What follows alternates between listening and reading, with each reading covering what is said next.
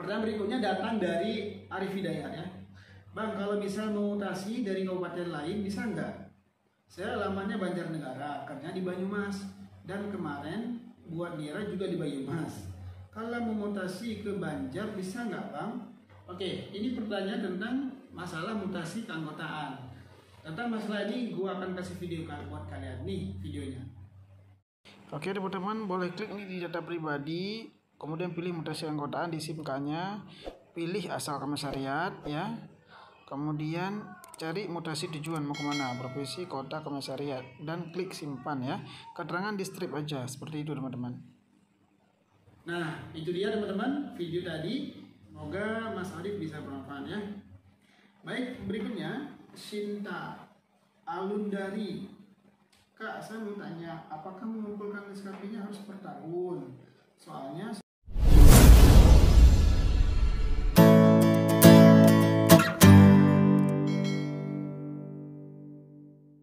Assalamualaikum warahmatullahi wabarakatuh. Ketemu lagi dalam channel Hamdan Usman, obrolan seputar perawat.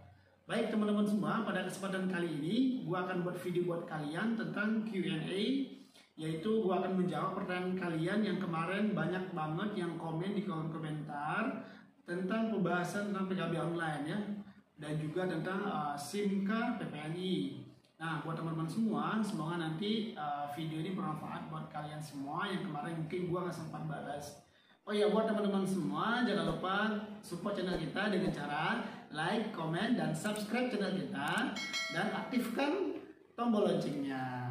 Oke, baik teman-teman, kita mulai menjawab pertanyaan teman-teman satu persatu. Oke, pertanyaan pertama, ini datangnya dari Cabai Merah. Pertanyaannya, Mas mau nanya, kapan kita bisa mulai upload SKP ya? Oke, masalah mengupload SKP, itu kita bisa mulai upload ketika kita sudah mulai membuat permohonan di PKB online. Jadi kalau misalkan teman-teman sudah punya STR, kemudian sudah masuk ke SIMK PPNI, kemudian dalam masa misalkan tahun 2020 sampai 2025 misalkan, nah teman-teman sudah bisa mengupload yang namanya SKP. Jadi selama dari 2020 sampai 2025 teman-teman sudah mulai bisa mengupload ya, tapi dengan syarat teman-teman harus bayar iuran dulu, karena kalau enggak nanti per tahun itu tidak akan bisa diupload SKP-nya. Mungkin begitu ya. Oke, pertanyaan kedua datangnya dari Bella Kurnia. Kok lama banget PPNI verifikasi ya? Masalah verifikasi ini biasanya kendalanya adalah pertama mungkin verifikatornya mungkin jarang, atau misalkan belum melihat mungkin ya ke sistem, atau kadang-kadang tidak ada komunikasi. Jadi kalau saran saya sih kenapa lama banget, mungkin buat teman-teman yang nantinya sudah mengupload SKP, segera hubungi ketua ketua DPK-nya untuk biar dapat informasi siapa sih verifikatornya. Karena kalau sudah ketahuan nama verifikatornya, nanti teman-teman boleh langsung komunikasi, jadi langsung bisa diverifikasi SKP-nya. Jadi sebenarnya nggak lama-lama banget sih, yang penting kita juga selaku anggota harus aktif gitu ya. Pertanyaan ketiga datangnya dari Catur Putri. Kak, maaf saya sudah menginput data-data, tapi begitu saya ngecek ke rangkuman penilaian PKB, klik periode STR, kok di situ nggak muncul SKP-nya ya? Mohon jawabannya.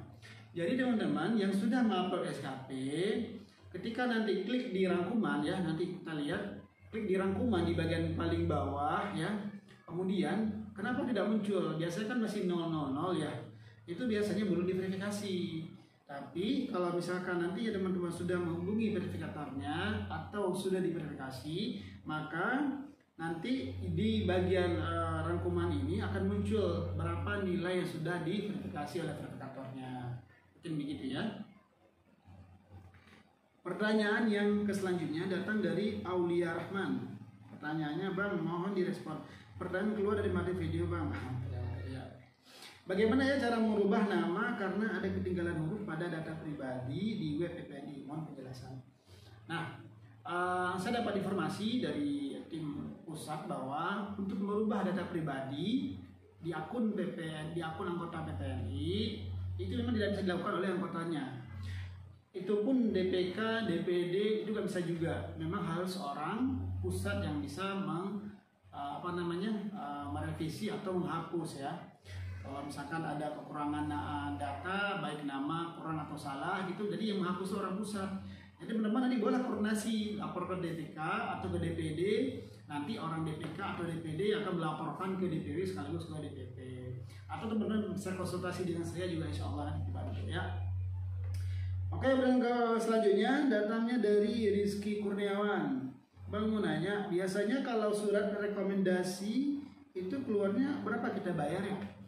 Nah, terkait masalah surat rekomendasi ini, kalau misalkan setahu saya SOP itu adalah ketika nanti sudah diverifikasi SKP teman-teman, itu nanti akan orang admin baik itu di DPD akan mengirimkan minta untuk dikirimkan pembayaran ya untuk nomor rekening, kemudian nanti teman-teman boleh bayar. Nominalnya kalau tidak salah saya ada sekitar 25.000 ya, kalau tidak salah saya. Jadi buat teman-teman yang sudah selesai diverifikasi SKP-nya, silakan menyiapkan biaya sejumlah sekian ya. Oke, pertanyaan berikutnya ini datangnya dari Riga Rianto. Mas mau tanya, saya udah input PKB dan namun saya saat ini belum bekerja lagi. Supaya bisa diverifikasi oleh verifikator saya, menghubungi kemana ya? Apa DPD tempat kita bekerja dulu? Soalnya saya tanya katanya sesuai dengan tempat tinggal domisili, karena saat ini sedang tidak bekerja, sedangkan keanggotaan saya masih di tempat kerja yang dulu. Terima kasih. Jadi ceritanya mungkin Bang Ringga ini dia sudah punya NIRA juga, kemudian dia sudah punya beberapa SKP, tapi dia mungkin agak bingung ya dalam penginputannya. Jadi solusi dari saya mungkin begini, abang sudah nggak bekerja lagi di tempat yang lama, sekarang kan ceritanya belum bekerja lagi ataupun beda tempat juga ya, sudah berpindah tapi di tempat baru juga belum bekerja. Nah, bagi Bang Ringga ini solusinya adalah silakan aja yang punya SKP misalkan tahun 2017 sampai tahun 2022 misalkan. Nah, selama masa itu Bang Ringga punya SKP, silakan diupload saja. Yang penting jangan sampai terkendala dengan iuran ya, 2017, 2018, silakan upload saja SKP-nya. Jadi tidak terpengaruh dengan DPD mana gitu.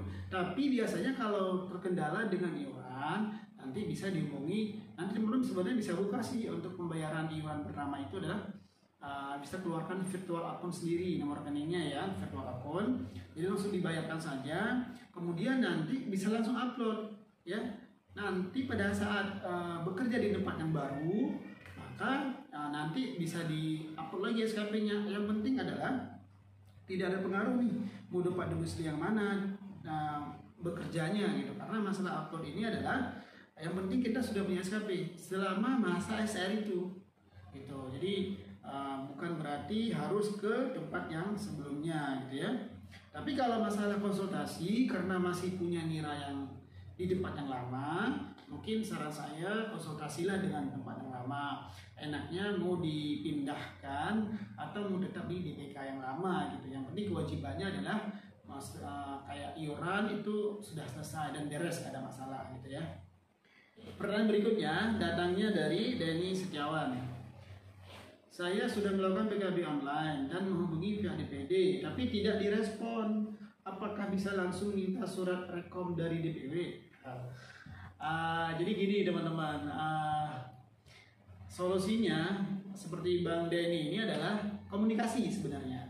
Kalau misalkan kita sudah berkomunikasi, kan ceritanya kan tidak direspon ya, nggak apa-apa, samperin aja ke kantor adminnya, ke kantor sekretariatnya gitu.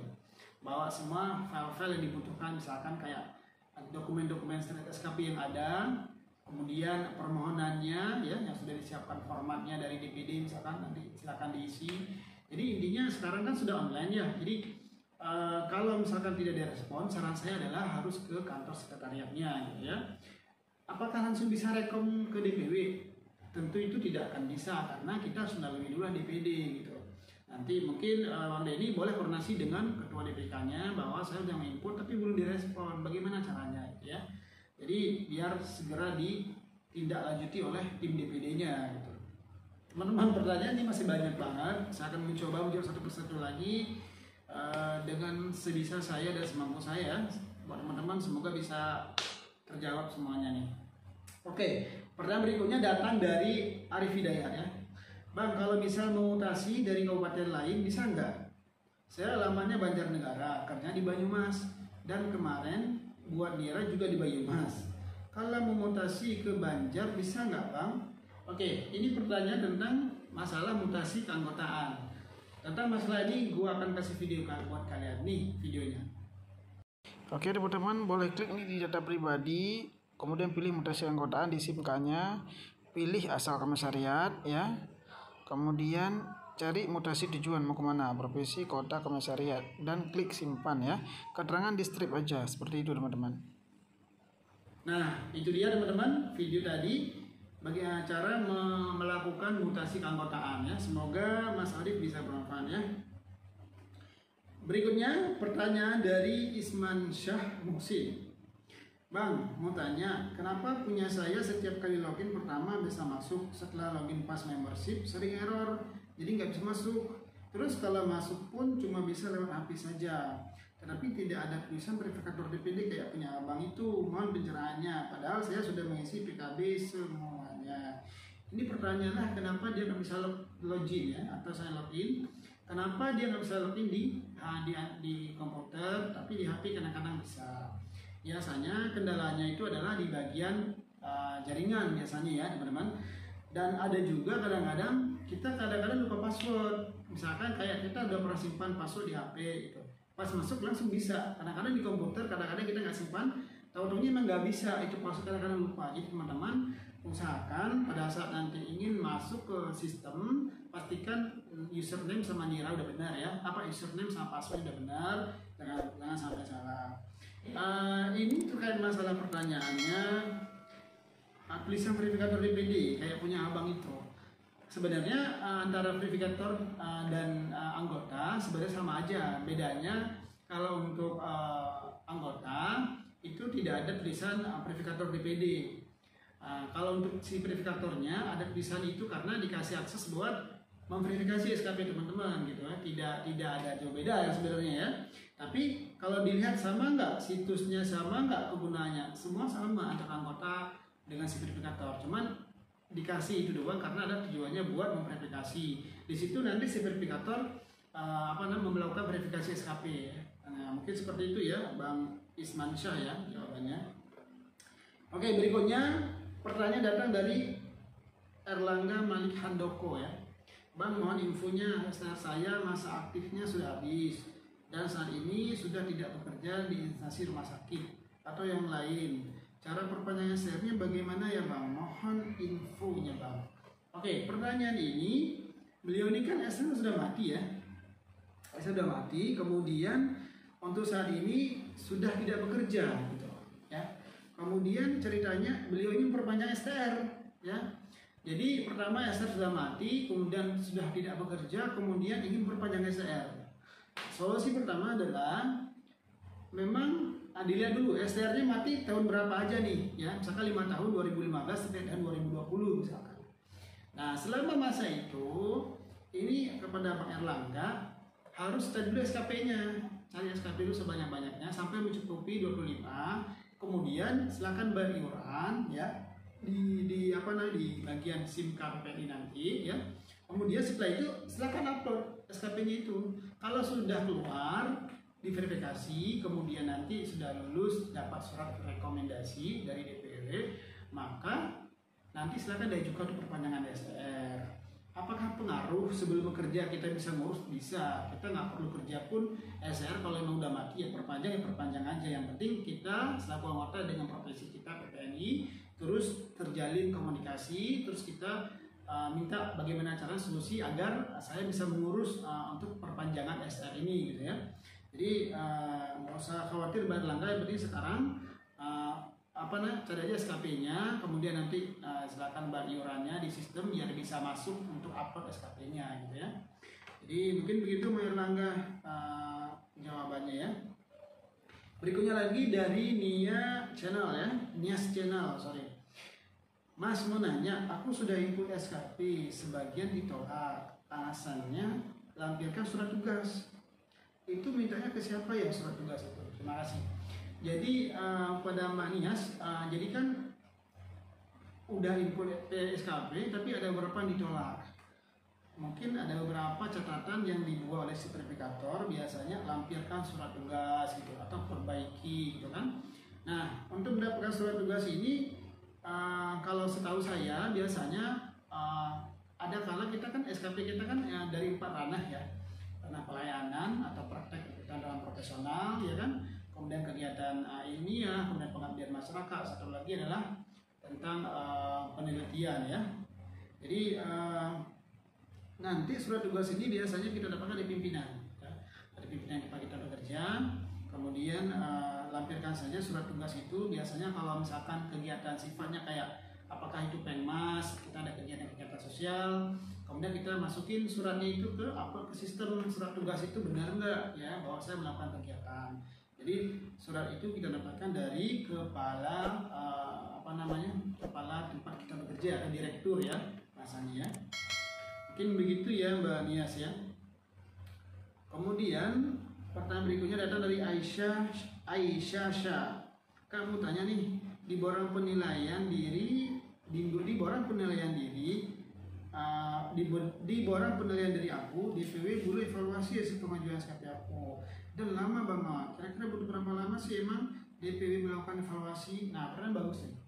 Teman-teman semuanya, kalau misalkan ya semuanya kan ini ceritanya dia sudah selesai di verifikasi ini. Ya, karena begitu diupload, diverifikasi, tinggal sekarang evaluasi oleh DPW. Nah, biasanya evaluasi ini akan dilakukan oleh pengurus DPW, bagian verifikatornya itu harus koordinasi dengan DPD. Itu biar agak lebih cepat gitu, karena biasanya kita kirim data gitu ya. Kita kirim data, kita laporkan ada dari DPD ini kirim sekian orang gitu ya. Atau kalaupun kita tidak sampaikan informasi, kadang-kadang juga memang DPD akan mengecek sendiri sih sebenarnya. Tapi kan kadang-kadang mungkin ada miskomunikasi sehingga ini data-data yang masuk ini mungkin agak keep sebentar ya, mungkin nanti akan dilakukan juga untuk evaluasinya. Tapi agar dia lebih cepat, saran saya memang soal koordinasi ini anggota dengan pengurus DPK atau DPD-nya langsung dilaporkan bahwa saya sudah diverifikasi SKP saya oleh verifikator. Jadi sehingga DPW ini dapat informasi juga, kan ada alarmnya gitu, sehingga bisa cepat dievaluasi. Biasanya memang ada admin DPD dan admin di DPW. Mungkin begitu ya Mbak Aisyah, jadi biar cepat nih dievaluasi dan bisa cepat keluar rekomendasi. Berikutnya pertanyaannya datang dari Mulyadi Saputra. Kak mau nanya nih, kan saya sedang input SKP di CPD online, tetapi tidak dapat diinput karena di situ tertera iuran tahun 2020 donasi. Itu bagaimana ya Kak? Dan kemarin itu inputnya di PPNI, CPD Nakes udah sebagian diinput dan gitu dibuka di ppni.ina.org dan ke bagian PKB file dokumen not find. Kok bisa ya? Oke. Pertanyaan pertama ini adalah kenapa dia nggak bisa input SKP? Karena tadi udah jelas ya, dia belum bayar iuran tahun 2020. Makanya saran saya memang kalau teman-teman ingin input, jangan lupa bayar iuran dulu ya. Kemudian pertanyaan kedua ini adalah sudah sebagian diinput ke bagian PKB file dokumen not find. Kok bisa ya? Biasanya kadang-kadang file yang kita input itu pada saat di-upload kadang-kadang linknya ya atau ada kebesaran file juga biasanya, makanya kadang-kadang not find dokumennya gitu. Jadi tidak ditemukan. Begitu juga kadang-kadang verifikator itu pada saat ingin memverifikasi juga kadang pernah mengalami seperti itu, kok filenya not find gitu ya. Jadi pas diklik file nggak ada gitu. Itu biasanya kapasitas file dokumen itu biasa lebih besar gitu. Jadi mungkin itu ya solusinya ya, mungkin file dikurangi PKB size-nya, ukurannya di bawah 150 ya, biar nggak terlalu besar. Oke, pertanyaan berikutnya datangnya dari Faridatul Aini. Kak mau tanya, di ranah kegiatan praktek profesional yang di-upload dokumen apa ya? Nah, ini pertanyaannya, dia mau melihat dokumennya bagaimana bentuknya ya di kegiatan praktek profesional. Oke, untuk jawaban ini gua akan kasih nampak gambar buat kalian. Ini dia gambarnya. Itu bentuknya ya teman-teman gambarnya. Gambar itulah ya seperti sertifikat. Jadi teman-teman nanti ketika ini kan kegiatan praktek profesional. Praktek profesional itu kan selama 1 tahun kan 1 SKP. Nah nanti teman-teman boleh mengajukan ke DPK komisariatnya, kemudian nanti komisariat mengajukan ke DPW-nya untuk dikeluarkan SKP-nya. Nah bahwa SKP yang dikeluarkan itu dalam bentuk surat ya, surat pernyataan. Kemudian nanti teman-teman DPK boleh bikin dalam bentuk surat ataupun dalam bentuk sertifikat. Kalau kita biasa dalam bentuk sertifikat, seperti gambar yang tadi itu bentuk contohnya. Itu ya Mbak Farida ya. Pertanyaan berikutnya datang dari Aldi Surahman. Bukti dokumen untuk yang satu itu seperti apa ya Kak? Bisa lihat contohnya nggak? Apakah bentuk sertifikat itu semua JPEG ya atau PDF? Bentuk dokumen tadi sudah saya tampilkan seperti gambar yang ditanyakan oleh Faridatul Aini ya. Jadi memang bentuknya dokumen dalam bentuk boleh sertifikat ya atau dalam bentuk surat resmi yang dikeluarkan oleh BPK ya. Kemudian bentuknya boleh JPEG, boleh PDF. Yang penting di bawah 150 KB ya. Ada satu lagi pernah saya lihat dibikin dalam RAR ya, WinRAR namanya masalah saya WinRAR. Jadi dikompres dengan WinRAR itu kan ada yang kadang-kadang sertifikat itu depan nama-nama atau kayak judul kegiatan, terus model SKP di belakang. Nah, jadi nggak kalau di foto depan nggak kelihatan belakang gitu. Nah, jadi mereka akalnya dengan cara di WinRAR. Jadi dalam satu file itu dalam WinRAR itu jadikan 2 file, jadi pas dibuka langsung keluar 2. Nah itu ada juga yang seperti itu. Yang penting di bawah 90 KB ya.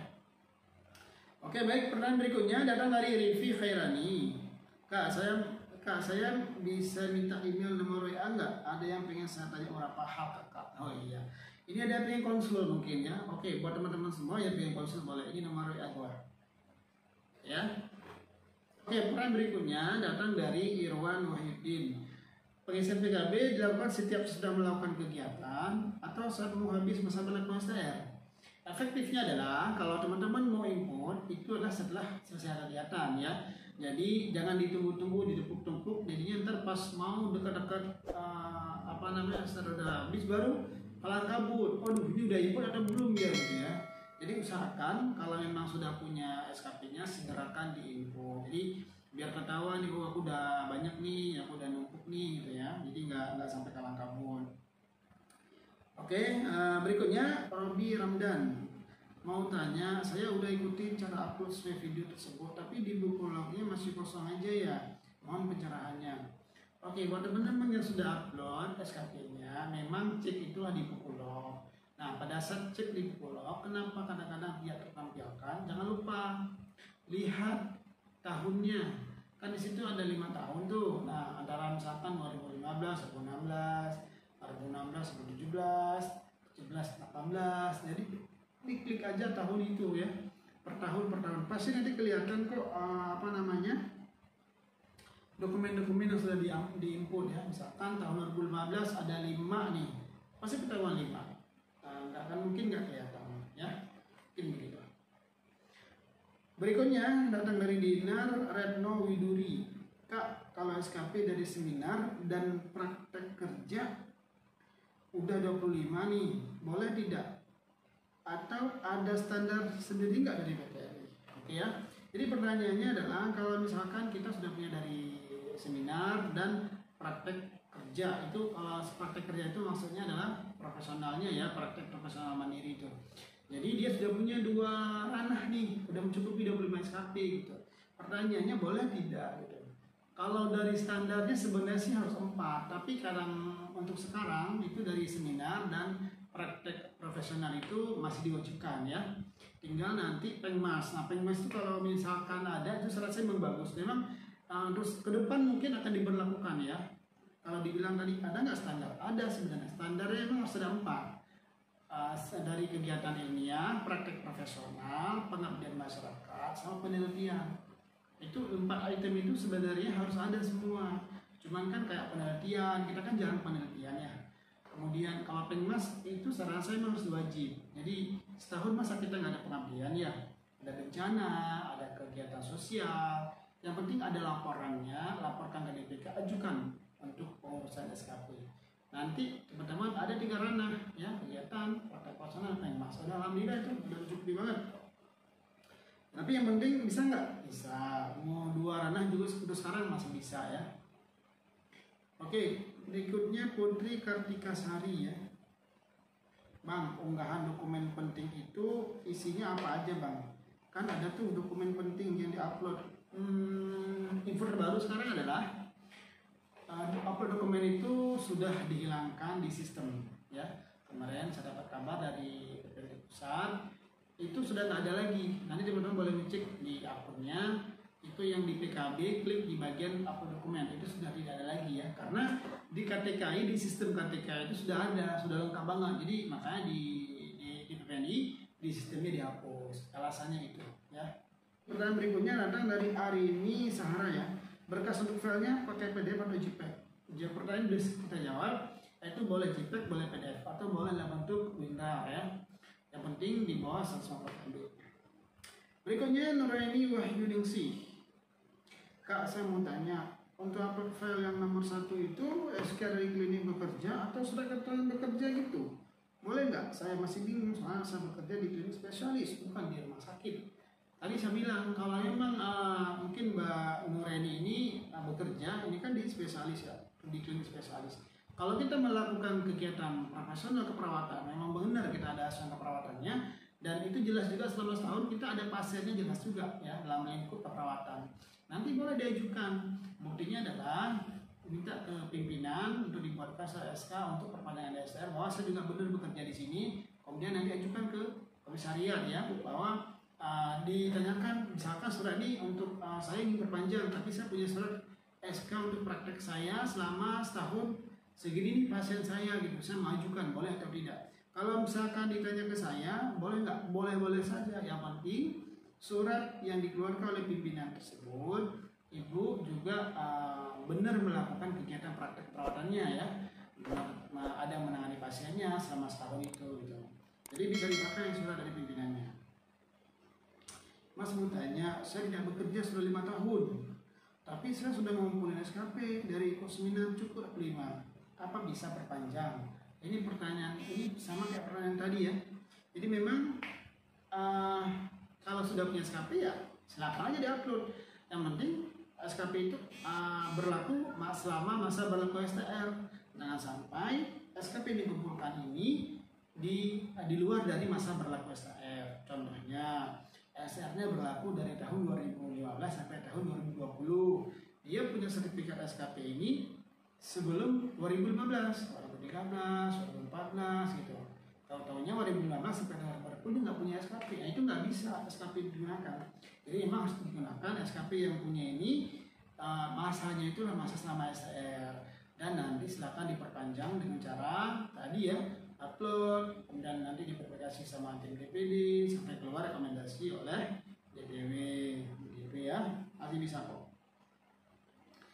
Kemudian pertanyaan berikutnya dari Dani Setiawan. Mas mau tanya, kalau PKB yang kita ajukan sudah diverifikasi oleh DPK, tandanya di akun aplikasi perawat kayak apa ya?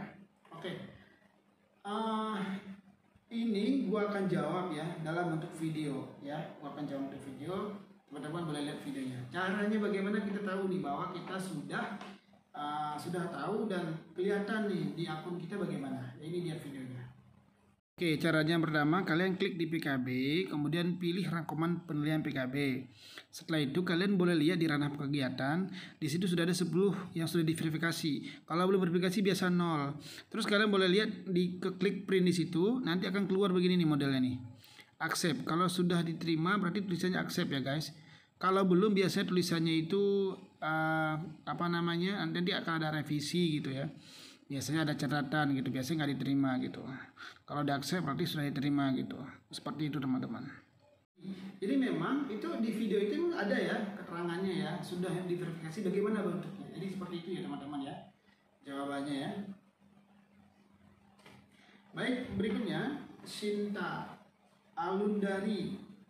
Kak, saya mau tanya, apakah mengumpulkan SKP-nya harus per tahun? Soalnya saya bekerja di tahun yang keempat masa aktif SR saya. Mohon jawabannya Kak. Terima kasih. Oke, kepada Mbak Sinta, mungkin dispensasi mungkin ya, kalau dari PPD mungkin ya.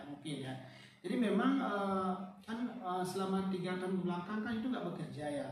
Sebenarnya pun kalau nggak bekerja pun bisa saja dapat SKP sebenarnya ya. Ini kita sebenarnya boleh melakukan kegiatan ilmiah, ngikut-ngikut gitu kan, walaupun belum bekerja gitu.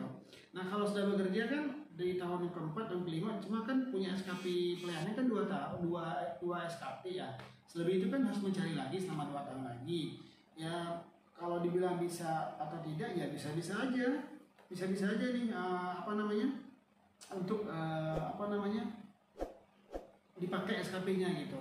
Kemudian pertanyaannya tadi ya, apakah mengumpulkan per tahun? Seharusnya per tahun. Misalkan 2012, 13, 14, 15 itu 555 semuanya harus ada. Tapi kan ceritanya dari Mbak Sinta ini dia kan baru bekerja tahun keempat gitu ya. Ya mau bagaimana, mungkin kalau memang tidak ada di tahun pertama, kedua, ketiga, ya udah tahun keempat, kelima ya harus benar-benar dicari gitu kan. Kegiatan ilmiah, praktek sama pengabdian mungkin ya, atau ada kegiatan-kegiatan webinar yang bisa diikutin, jadi bisa dijadikan sebagai SKP juga ya. Tapi dibilang protapnya bagaimana? Protap per tahun wajib ada 5 SKP ya, itu prosedurnya. Kemudian pertanyaan berikutnya datang dari Julius Anugrah. Pak, saya mau tanya, SR saya sudah mati saat ini. Saya sedang bekerja di Jepang dan sudah mendapat register nurse Jepang. Saya bekerja sudah hampir 6 tahun. Tapi rencana ingin pulang ke Indonesia. Bagaimana respon pengajuan surat rekomendasinya? Oke, baik. Terima kasih. Bang Julius ini kan lagi di Jepang ya. SR-nya ini katanya udah mati, ya kan? Anggap aja 2020 lah ya. Udah mati nih. 2021 mungkin beliau ingin pulang ke Indonesia ya. Berharap SR-nya bisa aktif lagi gitu. Solusinya gimana? Kalau dilihat dari sistem, mungkin nanti memang standarnya setiap dokumen yang ada nomor SKPPNI itu bisa digunakan, ya bisa digunakan. Berarti selama 5 tahun sebelumnya, ya mungkin nanti silakan dikonsultasi dengan PPNI bagaimana. Karena memang kalau tidak ada dokumen yang memang mungkin beliau punya dokumen seminar pelatihan di luar negeri misalkan, ya kan, bisa dipakai nggak di Indonesia? Kalau misalkan nanti ada konsultasi dengan PPNI atau ada memang tugas khusus biasanya sih ada itu ya, kayak dikasih beban kayak ujian itu tuh biasanya ada. Tapi mungkin nanti boleh dikonsulkan buat Bang Julius ya, dikonsulkan ke PPNI-nya bahwa biasanya memang harus per tahun terus ada SKP-nya, harus ada. Ini kan ceritanya abang udah mati SR-nya kan, udah mati. Jadi selama 5 tahun itu belum ada SKP lagi. Itu mungkin agak berat karena kita nggak mungkin dong ngambil SKP ke belakang. Jadi itu jadinya kayak kita komersial SKP gitu, nggak boleh ya.